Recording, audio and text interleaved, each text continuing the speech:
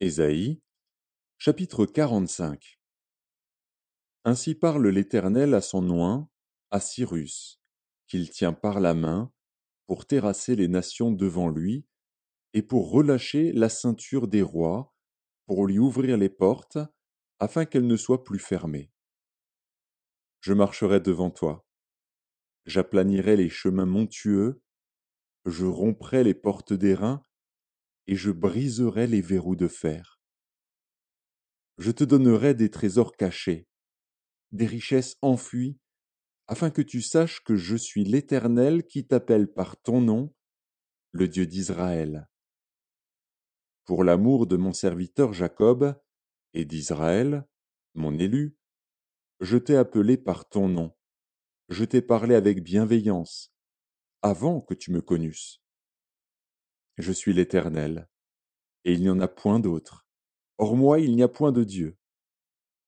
Je t'ai ceint avant que tu me connusses. C'est afin que l'on sache, du soleil levant au soleil couchant, que hors moi il n'y a point de Dieu. Je suis l'Éternel, et il n'y en a point d'autre. Je forme la lumière, et je crée les ténèbres. Je donne la prospérité, et je crée l'adversité. Moi, l'Éternel, je fais toutes ces choses.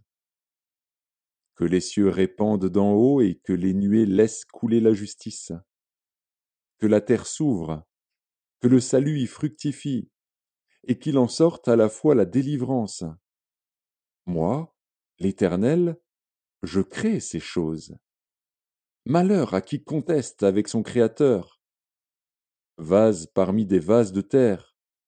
L'argile dit-elle à celui qui la façonne, que fais-tu? Et ton œuvre, il n'a point de main. Malheur à qui dit à son père, pourquoi m'as-tu engendré? Et à sa mère, pourquoi m'as-tu enfanté?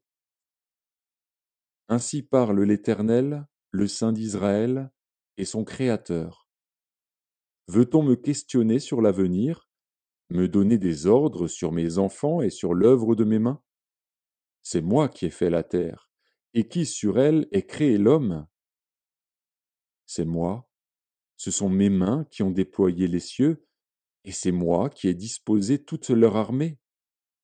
C'est moi qui ai suscité Cyrus dans ma justice, et j'aplanirai toutes ses voies. Il rebâtira ma ville, et libérera mes captifs, sans rançon ni présent, dit l'Éternel des armées.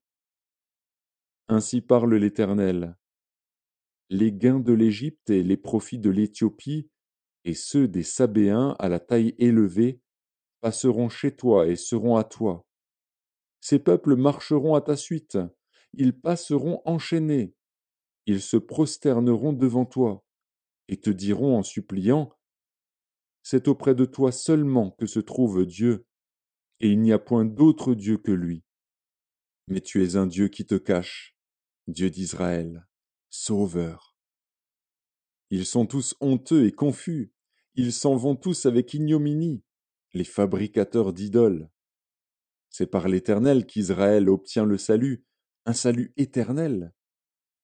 Vous ne serez ni honteux ni confus, jusque dans l'éternité.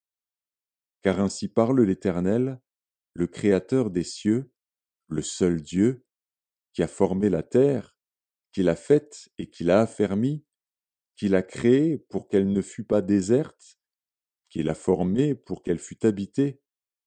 Je suis l'Éternel, et il n'y en a point d'autre.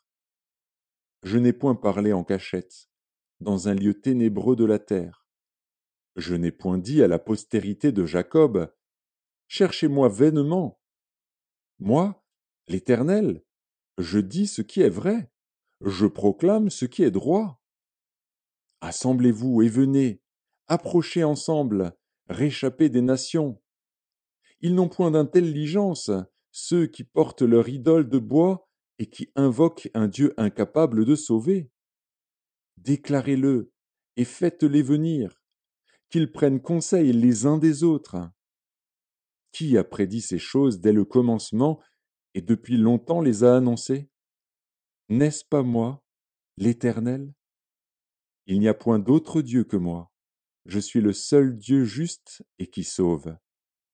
Tournez-vous vers moi, et vous serez sauvés, vous tous qui êtes aux extrémités de la terre, car je suis Dieu, et il n'y en a point d'autre.